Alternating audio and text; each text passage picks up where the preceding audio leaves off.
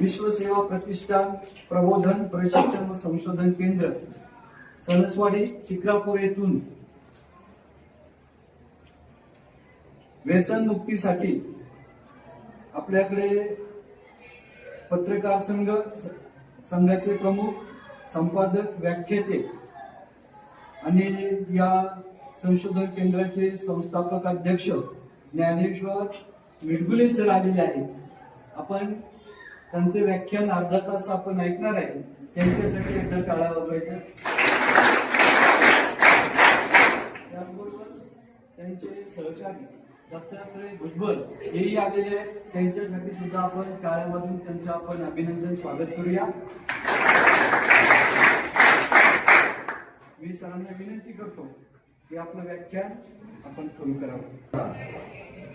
संपूदे अंधार सारा उजवदे आकाश तारे गंधाळल्या पहाटे शिरते वाहू दे आनंदवारी जाग यावी सृष्टीला की होऊ दे माणूस जागा मार्ग सारे स्वच्छ व्हावे घट्ट व्हावा प्रेम धागा मार्ग सारे स्वच्छ व्हावे अनमने ही साफ व्हावी ही सकाळ रोज यावी माणसाचा देव व्हावा माणसाचा देव व्हावा शिवभूमी विद्यालयाचे गुरुदेव तुम्हा बालमूर्तींना ज्ञानेश्वर मिडगुलेचा मनापासून मनपूर्वक नमस्कार.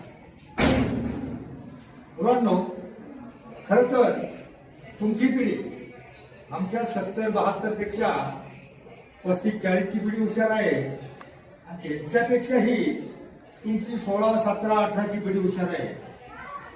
पण भानगड काय झाली आहे, जरा जास्तच हुशार आहे.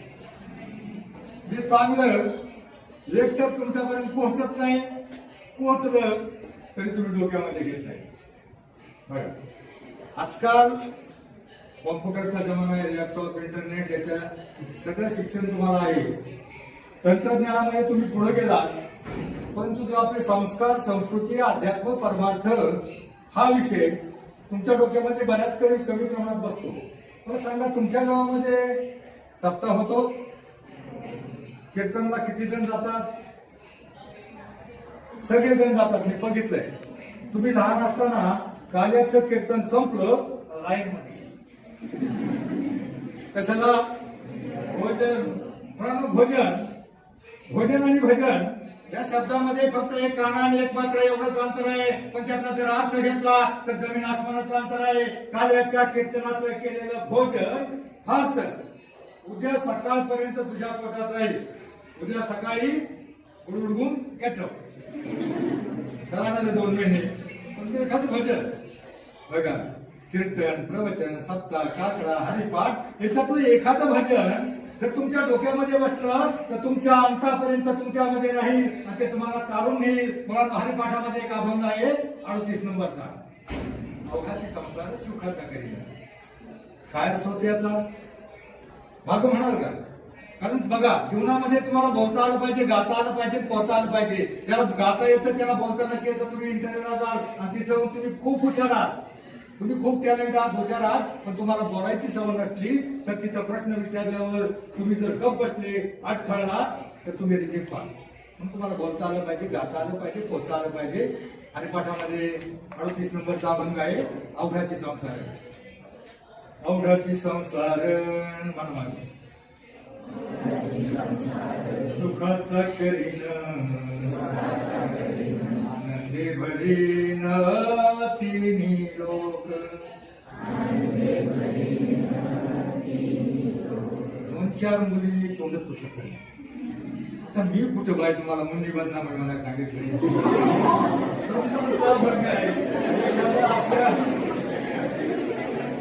एखादा आपल्या तोंडामध्ये आला, अंतःकरणामध्ये ठसला तर आपलं जीवन पवित्र, शांत, संयमी, यशस्वी होईल. बघा, संतांच्या पण काय अर्थ होतो याचा? अवघाची संसार सुखाचा करीन म्हणजे कोणाचा संसार म्हटले बाय? आपल्या घरातला म्हणले का? पप्पा, मम्मी, कुठे कुठू संबंध म्हटले का?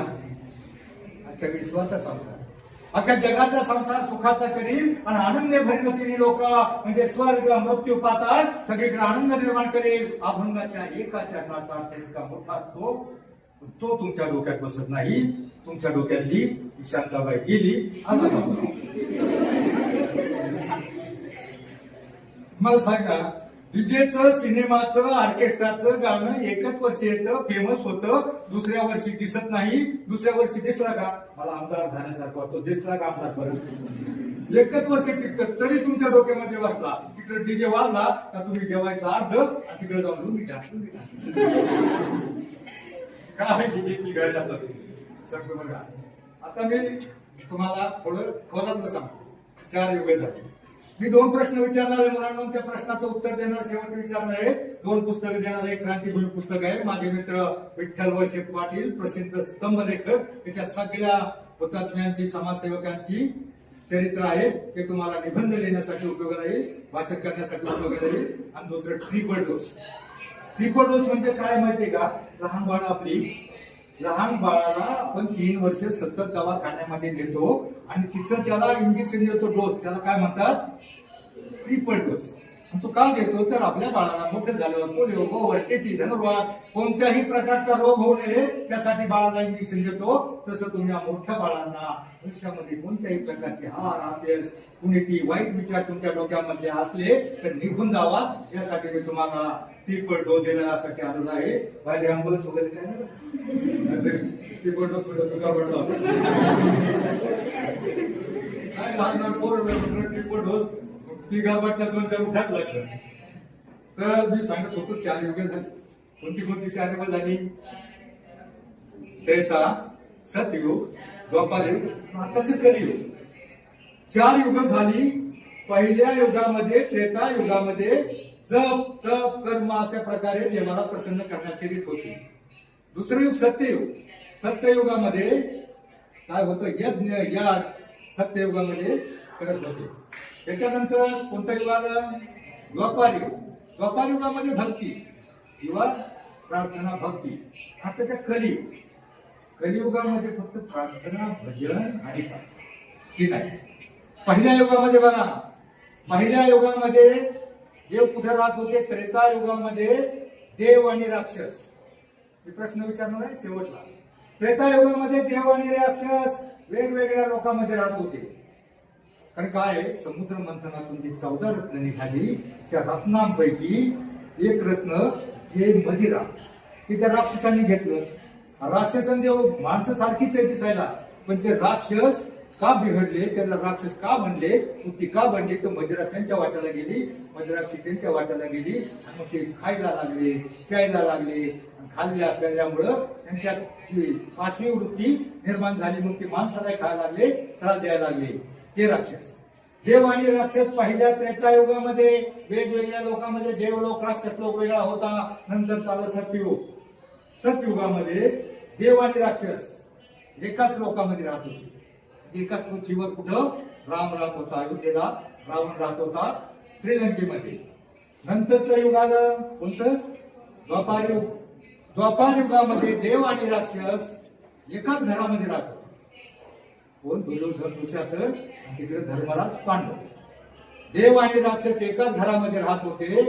आणि आताचं कलियुग, आताच्या कलियुगामध्ये देव आणि राक्षस कुठे राहतात माहिती? कुणाला आहे का माहिती? देव आणि राक्षस एकाच माणसाच्या आतमध्ये राहतात. देव आणि राक्षस एकाच माणसाच्या आतमध्ये राहतात. या कलियुगामध्ये आपल्यातला राक्षस घालून देव निर्माण करायचा असेल तर काय केलं पाहिजे याचा विचार तुम्ही सांगा. आता मला सांगा, देव म्हणजे काय? कोणीतरी म्हणत देवच नाही. नास्तिक लोक म्हणतात देवच नाही. देव आहे का नाही? तो जगाला करता करविता, जे सृष्टीचा नेता, तो चालवितो, तो कुठेतरी आहे म्हणून ही सृष्टी चालते. देव आहे ना? आहे का नाही? ये तो सच है कि भगवान है, म्हणा. है मगर फिर भी अनजान है, धरती पे रूप माँ बाप का,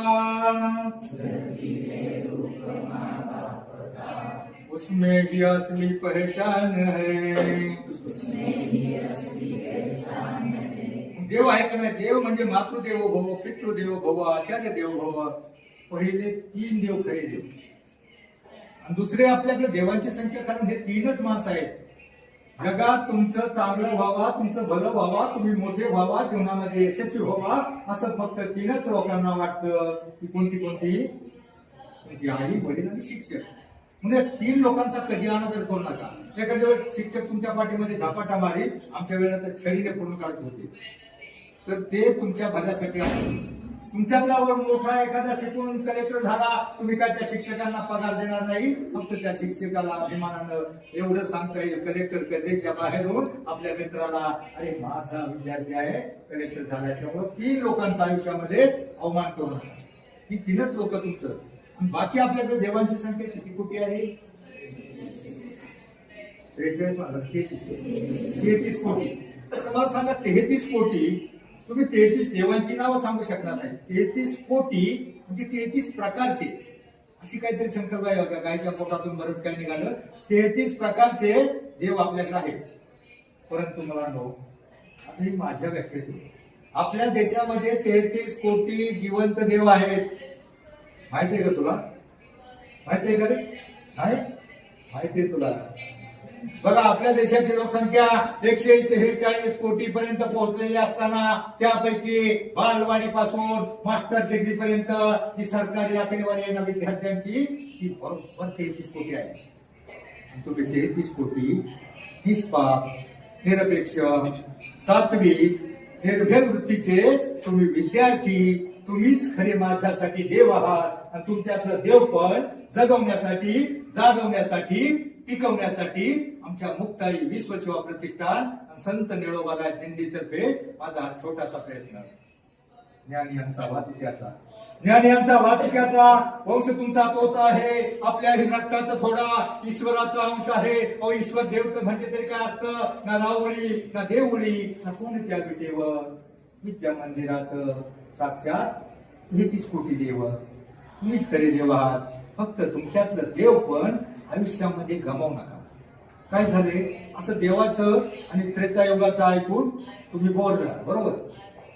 तुम्हाला एक शिक्षणाची पद्धत सांगतो. त्याला 80-90% मार्क आहे, तो कोणती साईड निवडतो? सायन्स किंवा IT, डॉक्टर वगैरे 80-90% वाला. 70-80% वाला कॉमर्स, 60-70% वाला. त्याच्यानंतर 40-50% वाला, 50-60% वाला, नॉन मॅट्रिक वाला. त्याच्या आतला याचं गणित सांगतो.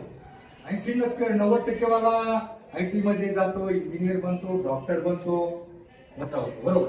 त्याच्यानंतरचा 70-80% वाला एक तर वकील होतो किंवा CA होतो, कॉमर्स म्हटलं ना, कॉमर्स. त्याच्यानंतरचा 50-60% वाला एखाद्या वेळेस वेगळी त्याच्यापेक्षा कमी साईड 8 वाला शिक्षक होतो किंवा एखाद्या वेळेस अजून काय होतं, त्याच्यापेक्षा कमी मार्क 50च्या आतला डिप्लोमाला प्रवेश मिळतो. त्याच्यानंतर 40च्या असल्याला सुद्धा प्रवेश मिळतो. ऐकला, 40% वाला माझा मित्र, मला 60%, 11वी आमच्या सर्व 11वी होती, तो 40% वाला माझ्यापेक्षा 100 पटीने भारी झाला. मार्कावर काही नसतं. तुम्हाला आयुष्यामध्ये किती मार्क मिळाले त्याच्यावर काही नसतं. तुम्ही आयुष्यामध्ये जिद्द किती आहे, तुमच्यात आत्मविश्वास किती आहे, तळमळ किती आहे, तुम्हाला काय बनायचंय. आता तुमच्यामध्ये माणसाला जीवनामध्ये यशस्वी होण्यासाठी माणसाजवळ आत्मविश्वास हवा. आणि तो आत्मविश्वास मिळवण्यासाठी थोडा तरी संतांचा, शिवरायांचा इतिहासात ज्ञात हवा. तुम्ही तोरणागड भागातला आहे, राजगड भागातला, सिंहगड भागातला, म्हणजे तुम्हाला सगळं माहिती आहे. जगावं कसं हे मला छत्रपती शिवरायांनी शिकवलं, मरावं कसं हे शंभूराजांनी शिकवलं, आणि वागावं कसं हे संत समाज सुधारकांना शिकवलं. आपला समाज, आपल्या लेकी बाळी सुरक्षित आहेत फक्त या 2च विचारावर, छत्रपती शिवरायांचे, संतांचे विचार. ज्या वेळेला संतांचे आणि शिवरायांचे विचार समाजामधून नष्ट होतील त्यावेळेला आपल्या लेकी बाळी सुरक्षा. आजही काय परिस्थिती आहे, भटकावणार आहे. वनबा बसरला सगळीकडे आग लागली, ती आग जवळ येते. त्या आगीमध्ये पाडस बाहेर आहे, पाडस बाहेर फिरते अन्नामध्ये, आणि आग जवळ येते. त्या आगीमध्ये ते पाडस भस्मसात होणार आहे. आणि धारणी आतमध्ये मस्त आहे, धारणी आतमध्ये टीव्ही मध्ये मस्त आहे, आणि पाडस बारक बाहेर मोबाईल मध्ये व्यस्त आहे. असं समजा की हारणी आणि पाडस म्हणजे पाडस समजू आपण हारणीचं. ते पाडस ते आग जवळ येते, भडकावणार आहे, वानवा पसरला आहे, ती आग जवळ जवळ येते. जवळ आल्यावर ते पाडस त्याच्यामध्ये भस्मसात होणार आहे. त्याच वेळेला त्या आगीतून वाघोबा हुडकून बाहेर येतो आणि त्याने ते पाडस पाहिलेलं असतं. ते पाडस पाहिल्याच्या नंतर वाघाला वाटलं बरं झालं आता उपाशी आहे, माझी शिकार होईल, माझं 8 दिवसाचं काम होईल. तो वाघोबा त्याच्यावर धडक घ्यायला बघतो. त्याच वेळेला एका झाडाच्या आडमध्ये शिकारी त्या पाडसाची शिकार करायला टपलेला असतो. आता मला सांगा की कोण शिकारी आहे, इकडे वाघोबा आलाय, आगीचा भडका जवळ येते, ते पाडस कसं वाचणार आहे? या प्रश्नाचं उत्तर कोणाला माहित असेल तर सांगा. वाचू शकते का? सगळीकडून संकट आहे, तिन्ही बाजूला पाडस कसं वाचणार आहे? वाचणार आहे. जाऊ द्या, वेळ कमी आपल्याला 35 मिनिटं. म्हणून पाडस वाचणार आहे. कसं वाचणार आहे? तो शिकारी नेम धरून बसलेला असतो, वाघोबा झेप घेतलेला असतो. त्याच वेळेला जो वनवा आहे ना, त्यावेळेस आकाशात वारा सुटतो, विजांचा कडकडाट होतो. ती वीज त्या शिकाऱ्यावर पडते. ज्यावेळेस तो बाण मारत असतो, त्याचा हात पायबल होतो. झडप घेणाऱ्या वाघावर त्या मुलाच्या ऐवजी तो बाण वाघावर बसतो. वाघ मरतो, विजेनं शिकारी मरतो आणि पाऊस सुरू झाल्यावर आग भिजते. ते पाडस वाचत. तर मला सांगा, ते पाडस म्हणजे आपलं लहान बाळ, तुम्ही, ती हरणी म्हणजे तुमची आई. पण तो वाघोबा कोणता? तो शिकारी कोणता? तो पाऊस कोणता? कोणता आवाज आहे बाळा? तो कोणता पाऊस तुमच्यावर पडला पाहिजे तेव्हा आग दिसेल? तो शिकारी कोणता? तो वाघोबा कोणता? ती आग भडका कोणती? जाऊ द्या, वेळ कमी आहे, सांगतो. ती आग भडका जो वनवा आलाय सगळीकडून, अन्याय, अत्याचार, भडकाचार, दुराचार, विचार किंवा बलात्कार. 3 वर्षाच्या मुलीवर बलात्कार होतो. 60 वर्षाच्या महिलेला छेडलं जातं. तरुण पिढी आपल्यातली संस्कार, संयम विसरली जाते. हे प्रकार घडतात. कशामुळं? आपल्याला संस्कार नाही. मला सांगा, तो वाघोबा, तो पाऊस कोणता? तो वाघोबा कोणता आणि तो शिकारी कोणता? तर तो पाऊस तो म्हणजे संस्काराचा जो वारा सुटतो ना, परमार्थाचा वारा सुटतो. अध्यात्माच्या विजा कडतात आणि संस्काराचा पाऊस तुमच्या पिढीवर पडतो. त्याच वेळेला तुमची पिढी वाचणार आहे. संस्काराअभावी सगळं होत चाललंय. तर बघा, तुम्हाला एक क्रिया आहे, जग जीवनाचे सार म्हणा, घ्यावे जाणून सत्वर, जैसे ज्याचे कर्म तैसे फळ देईल ईश्वर.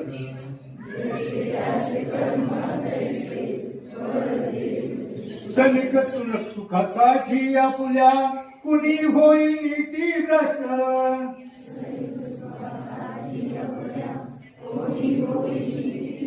कुणी त्यागी जीवन आपले दुःख जगी करण्या नष्ट.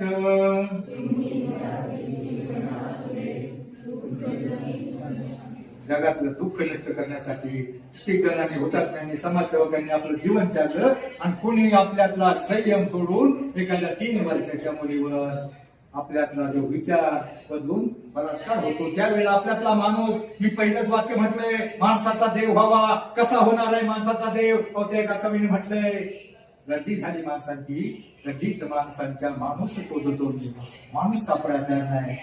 आणि पहिलं देव झाले, अनेक अवतार झाले, मत्स्य, कच्छ, वराह, राम, परशुराम, सगळे अवतार कशासाठी झाले? राक्षसांना मारण्यासाठी.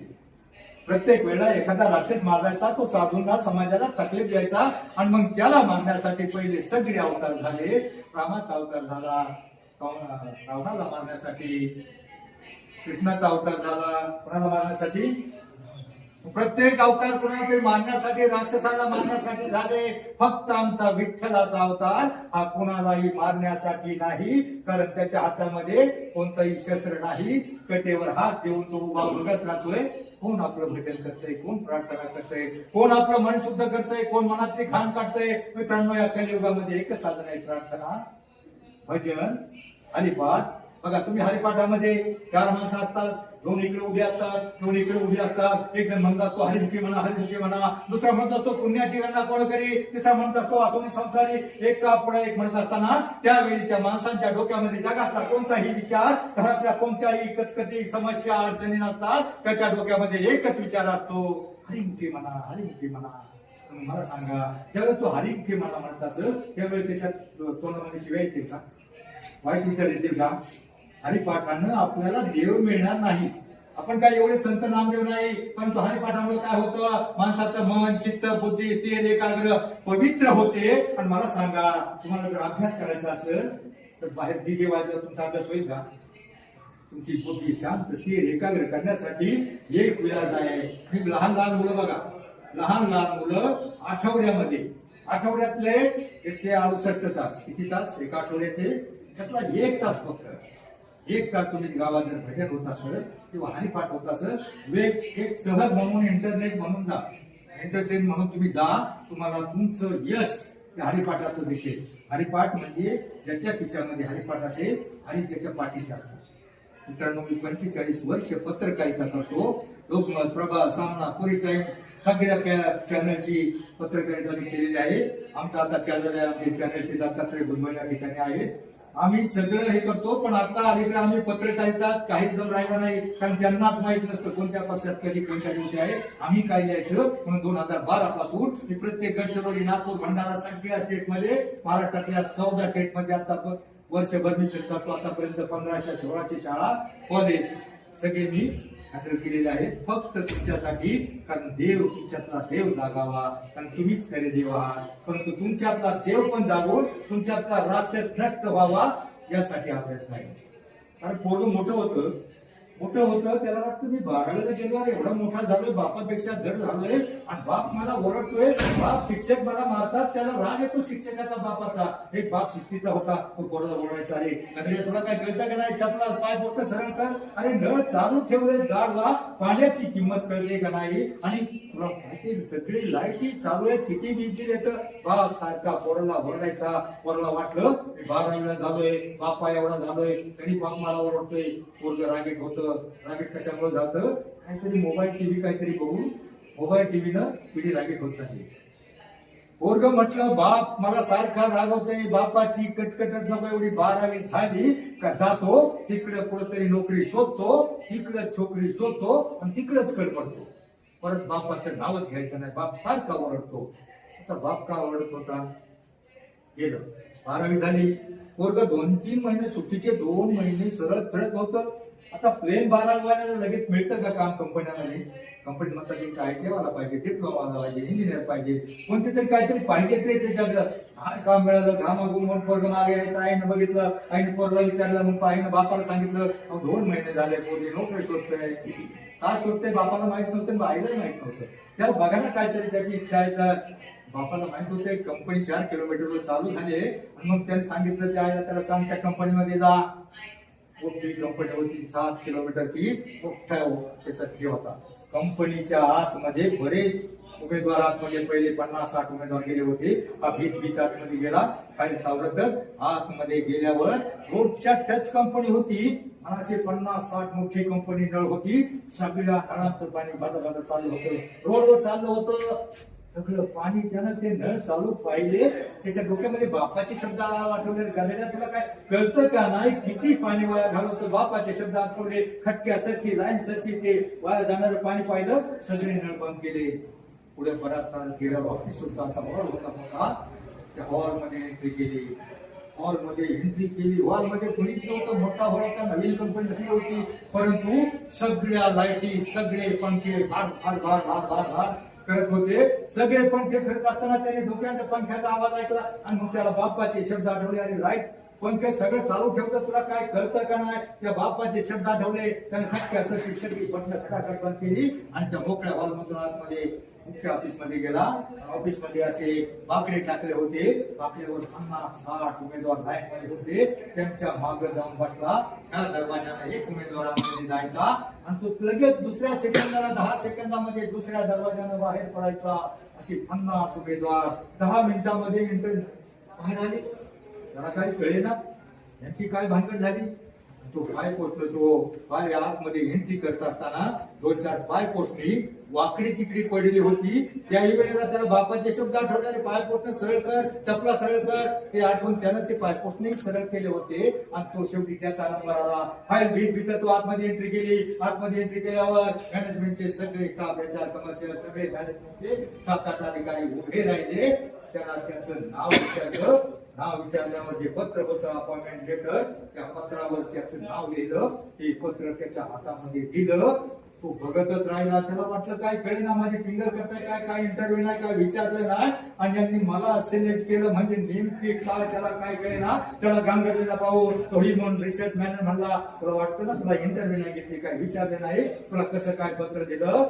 तरी आमची इंटरव्ह्यूच अशी होती. आम्ही गेट पासून हॉल पासून प्रत्येक ठिकाणी सीसीटीव्ही कॅमेरे लावले होते. आम्ही येताना पाहत होतो प्रत्येक उमेदवार आतमध्ये येताना सरळ झपाझपात आला.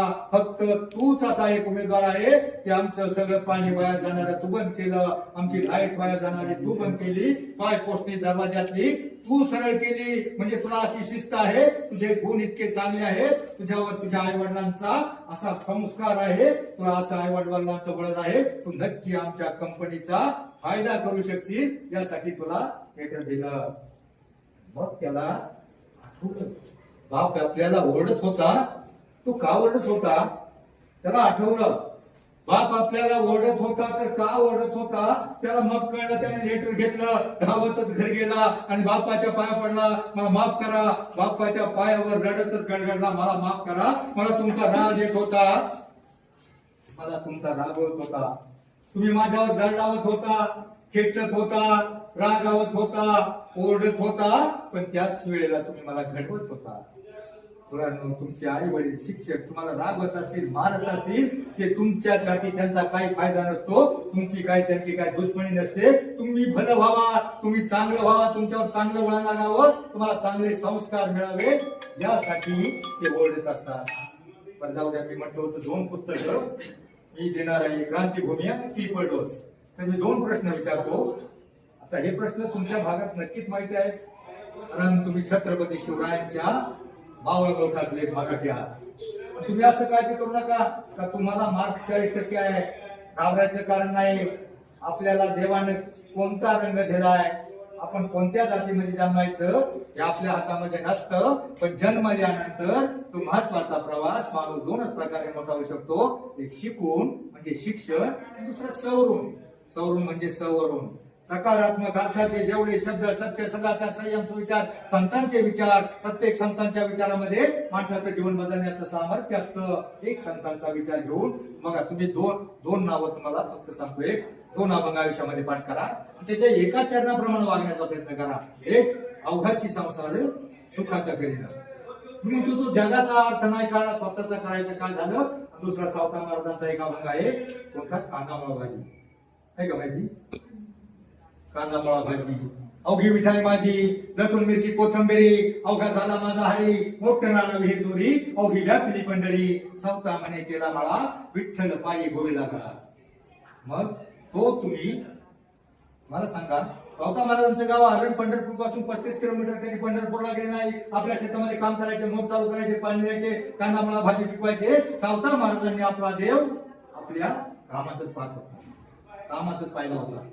मोठ चालू करताना ते मोठवरचं गाणं म्हणत असतील, तसं सावता महाराजांनी आपला देव आपल्या कामामध्ये पाहिला. म्हणून देव त्यांना घरी त्यांच्या भेटायला आला शेतामध्ये. मला सांगा, सावता महाराजांनी त्यांचा देव त्यांनी आपल्या कामामध्ये पाहिला, तर सध्या तुमचा देव कशामध्ये बाळा? काय झालं? लक्ष द्यावं. लक्ष. त्या अर्जुनाला माशाचा डोळा दिसत होता फक्त, आणि त्या दुर्योधनाला दुसरं बरंच काय दिसत होतं. तसं काही मुलांचं लक्ष नसतं वर्गात, लक्ष नसतं. आणि त्यांचं लक्ष काय, काहींचं लक्ष पुढं असतं. 12वीला गेलं, आत्ता वय नाही तुमचं, आत्ता काय काहींचं लक्ष पुढं इकडे तिकडे बघतोय, आणि आपल्याकडे कोणी बघतोय का काय. आणि एखाद्या जर एखाद्याने बघितलं, त्याचं मनातच जेव्हा बघतीस तू आमदार झाल्यासारखं वाटतं. आता नाही आमदार, अजून वय 25च्या नंतर तुम्ही काय उलाढाल करायची करा. तोपर्यंत आणि कशासाठी येते माहितीये का? महाराष्ट्रातली एक शोकांतिका आहे. प्रत्येक गावामध्ये सामाजिक प्रदूषण झाले. 10 ते 12% मुलांची लग्न होत नाहीत. बघताय ना तुम्ही. आणि कोणती आता लक्ष देत नाही, तिथं आपलं करिअर घडवत नाही. डीजे पुढे नाचून बिघडतात, पुढाऱ्याबरोबर धाब्यावर जेवायला जातात आणि दुसरा आमच्या भागामध्ये पाटलांचा बैलगाडा तिकडेच रडा करतात. जे काही तुमचे ज्याने दुश्मन आहेत ना, आयुष्यामध्ये त्यांच्या जवळ जाऊ नका. आता मी तुम्हाला संतांचं सांगत होतो, मुलांनो, एक मुलगा मी तुम्हाला हे सांगत होतो, जो जो जो 10वीच्या आतमध्ये आहे, 10वी नापास झालेला काय बनतो? पुढारी, गुंड किंवा महाराज. किंवा 10वीच्या आतला आमचा एक 8वीचा मुलगा मुंबईला गेला. 8वीचा मुलगा इथं गावाला काय काम मिळाना, गावाला लग्न केलं त्याच्या बापानं, त्याचं लवकरच 20 वर्षात लग्न केलं. पण इकडे काय गावाला आता बायको कशी सांभाळायची, मुंबईला गेला. परंतु तो 8वीचा मुलगा पहिल्यापासून हरिपाठाला जायचा. त्याचा हरिपाठ सगळं कीर्तन ऐकायचा, सगळं पाठ कीर्तन करायला लागला होता. 20व्या वर्षापर्यंत तो गावामध्ये कीर्तन करायला लागला होता. पण कीर्तनानं पण पोट भरते का? सिजनेबल असतं. मुंबईला गेला. मुंबईला गेल्यावर कुठं काम मिळणार 8वीच्या वयाला? परंतु काय झालं, एका दिवशी तो हरिपाठाला जायचा, मंदिरामध्ये हरिपाठाला जायचा, दररोज जायचा, नेहमीच जायचा, 6 ते 7 हरिपाठ करायचा. आणि एक दिवशी त्या मंदिराचा वर्धापन दिन होता. मोठ्या महाराजांचं कीर्तन ठेवलं होतं. महाराज पुण्यावरून मुंबईला येणार होते, परंतु खोपोलीच्या घाटामध्ये त्यांची गाडी पंक्चर झाली. महाराज लेट झाले. आता एवढा मोठा कार्यक्रम सप्ताह जेवण बनवले, एवढा टाइम कोण थांबणार आहेत मोर? कारण काही लोक कीर्तनाला नसतात, बंदाला आले असतात. एवढी लोक काय थांबणार आहेत? मग त्यांनी ठरवलं, अरे आता काय करायचं प्रश्न निर्माण झाला. पण एका कार्यकर्त्याला माहित होतं, हा मुलगा रोज हरिपाठाला येतोय, 20 वर्षाचा जवान हरिपाठाला येतोय, रोज हरिपाठ म्हणतोय, चांगलं म्हणतोय, एवढं चांगलं जातोय. आणि मग त्याने सांगितलं, अरे हा याला काहीतरी जमतंय म्हणतं प्रवचन. मग त्याला कीर्तनामध्ये उभं केलं, आणि त्यानं असं कीर्तन केलं, त्यानं ती वेळ निभावून गेली. लोकांचं सगळं संकट टळलं. आणि त्यावेळेला त्या मुंबईचा महापौर, नेमका ही 45 वर्षापूर्वीची गोष्ट आहे, मुंबईचा महापौर त्या कीर्तनाला आला होता. आणि त्यालाही तो काही जाणार होता, अरे महाराज आले नाही, फोन करून जमले होते. आणि मग त्यानं तो कीर्तन करणारा 8वीचा मुलगा त्यानं जे हॉस्पिटलमध्ये आपली ती 4 क्लिप असते ना, त्या क्लिपवर ठेवलं. आज तो रिटायर झालाय. सुद्धा मिठगुले माझा चुलत भाऊ आहे. आज तो संपूर्ण गाथा मंदिराचं कामकाज बघतोय, तिथं पोरांना शिकवतोय. 8वीच्या मुलाला फक्त हरिपाठामुळं तुमचा हरिपाठाला तुम्ही जा, अनुभव घ्या फक्त. कारण मी हरिपाठावर जे बोलतो, पण माझा वेळ संपत आला आहे. 5 मिनिटं बाकी आहे, 5 मिनिटं आहे. तर मी काय सांगत होतो, तो मुलगा गेला तिथं कीर्तन करायला लागला. सगळं चांगलं झालं, त्याला नोकरी मिळाली. परंतु मग सगळं झाल्याच्या नंतर बाकीचे जे त्याचे सहकारी होते, जो डीप प्रोफाईलला माणूस होता, किंवा तो कीर्तन करता नंतर त्यानं ऑडिशन दिली. आकाशवाणी होती त्यावेळेस एवढं हे नव्हतं. त्यावेळेस टेप होता. त्यानं ऑडिशन दिली ना आकाशवाणीच्या मुंबई केंद्रामध्ये. त्याला सिलेक्शन झाल्यावर त्याला एवढी कामं मिळायला लागली. त्याचा आवाज चांगला होता. हरिपाठामुळे त्याचं पूर्ण प्रॅक्टिस होती गायची. आणि मग त्याला कामं मिळायला लागल्यावर जे बाकीचे पहिले जे कामं मिळत होते ना, त्या आकाशवाणीचे बाकी जोडीदार त्याच्यावर नाराज झाले, चढायला लागले. मी तुम्हाला काय सांगतोय, तुम्ही उद्या कॉलेजला जाल, तुम्हाला मदत करणारे फार थोडे भेटतील, तुम्हाला बिघडवणारे जास्त भेटतील. त्यासाठी सांगतोय. मग ते बाकीचे त्याची दोस्तीचं नाटक केलं. त्यांनी दोस्ती केली. आज म्हणजे आपण आज पार्टी करू, अरे इथं खावं प्यावं लागतं, हे करिअरच असं आहे आकाशवाणी किंवा कलाकाराचं. आणि मग त्याला एका हॉटेलमध्ये नेलं. हॉटेलमध्ये सगळ्यांनी त्याला प्यायला शिकवलं. प्यायला शिकल्यावर त्यांनी त्याच्या दारूमध्ये काहीतरी घातलं किंवा काय, त्याचा घसा खराब झाला. घसा खराब झाल्याच्या नंतर त्याचं गाणं बंद झाल्याच्या नंतर आकाशवाणीने त्याला काढून टाकल्यावर त्याला ते व्यसन लागलं. एका पेल्यामुळे त्याला व्यसन लागलं. आकाशवाणीनं काढून टाकलं. त्याला मंदिरात इतका तो बेवडा झाला, त्याला मंदिरातही येऊन देऊ नका. हरिपाठ चालत होता, त्याला त्या मंदिरात सोडून देत नव्हते. शेवटी नाविलाजानं तो गावाला आल्याच्या नंतर तो गायक होता. रात्रभर कुणाकडून तरी पैसे घ्यायचे, काहीतरी विकायचं प्यायचं, रात्रभर तिकडे गटारात पडायचं. आणि रात्रीच्या 12-1 वाजता उतरली का मग थोडीशी उतरल्यावर तो घरी जाताना निघायचा. आणि निघाल्याच्या नंतर त्याची मग ढोलत ढोलत निघत असताना त्याचं सुरू व्हायचं आणि मग पिल्यावर त्याचा संपूर्ण अंमल काय गेला नव्हता.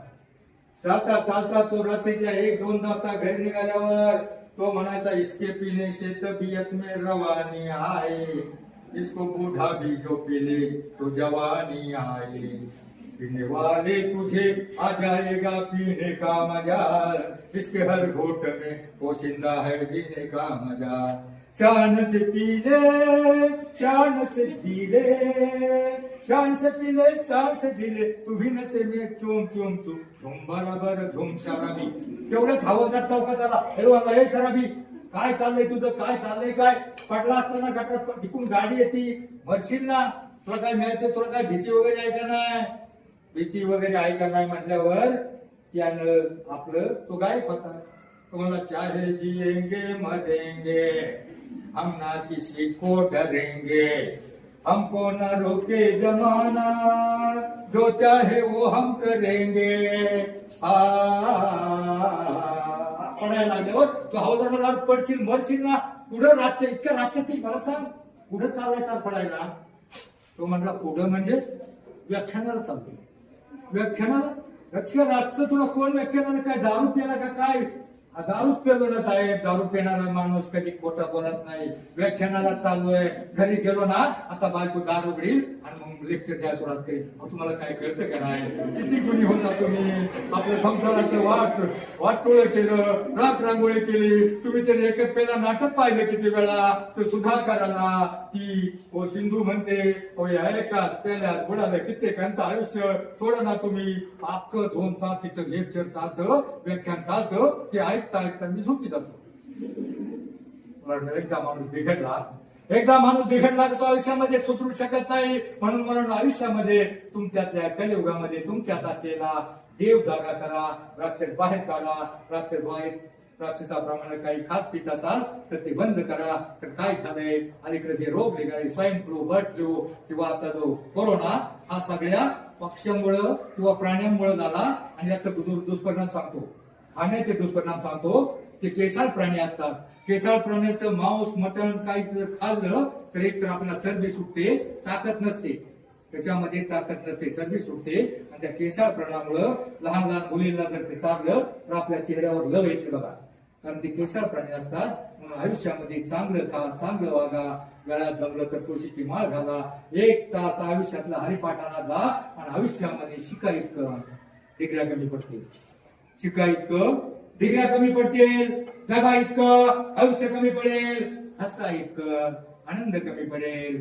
दौडा से कम नशिबाचा फासा निखळून पडेल. परंतु मुलांनो प्रयत्न इतका करा, अभ्यास इतका करा, त्या विठ्ठलाला, परमेश्वराला, पांडुरंगाला, या देवांना तुम्हाला देणं भागत पडेल, देणं भागत पडेल. बस एक प्रश्न विचारतो, हे पुस्तक द्यायचे 2 आपल्याला. छत्रपती शिवरायांच्या 2 मुलांची आणि सुनांची नाव काय पटकन उत्तर सांगा. छत्रपती शिवरायांच्या ठीक आहे, टाळ्या वाजवायच्यासाठी हे पुस्तक घेऊन जा, तुझं नाव दे, पुस्तक लायब्ररीला दे, आणि एक हरिपाठ तुला देतो. हरिपाठातला अवघाचे संसार सुखाचा कधी एवढं द्या. आता दुसरा प्रश्न, आता मुलींना मिळाले म्हणजे मुलांना मिळालं पाहिजे सर मुलाच्या नावानं. तर तुमच्यासाठी तुमच्या आवडीचा प्रश्न, कारण तुम्हाला काय आवडेल मला माहिती. पिक्चर फेमस झाला होता सायराट. त्या सायराट मध्ये हिरोचं प्रश्न सांगायचं, दोस्ताचे नाव सांगायचं. हिरो त्याच्या दोस्ताचे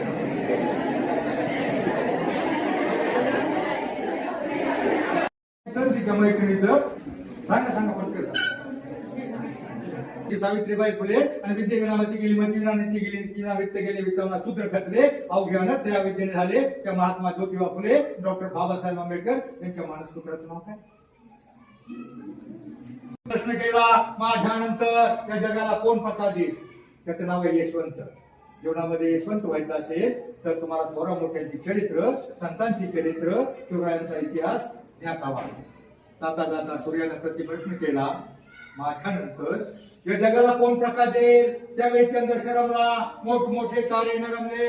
एक पंथी समोर येऊन म्हणाले, प्रभो माझ्या परीनं मी नक्की प्रयत्न करेन. त्याच वेळेला माझ्यासारख्या एका काजव्याने ठरवलं, त्याच वेळेला माझ्यासारख्या एका ध्येयवादी पत्रकाराने ठरवलं कुठंतरी कानाकोपऱ्यात जाऊन लुकलुकेल अज्ञानाच्या अंधाराला प्रकाशाचं अस्तित्व दाखवूनच थांबेल, दाखवूनच सरेल. जय हिंद, जय महाराष्ट्र. सरांनी आपलं प्रबोधन केलं. आपल्या कणखरवाणीतून संस्काराची जी पेरणी केली, ती पेरणी, हे संस्कार आमचे विद्यार्थी भविष्यात अंमलात आणतील अशी मी त्यांना ग्वाही देतो. आणि परमेश्वर आपल्या स्वतःमध्ये आहे याचं भान भविष्यामध्ये तुम्ही ठेवाल अशी मी सरांना ग्वाही देतो. आणि सरांचं पुन्हा एकदा आपण टाळ्यावर त्यांचं अभिनंदन करूया. मोहिते मॅडमला मी विनंती करतो.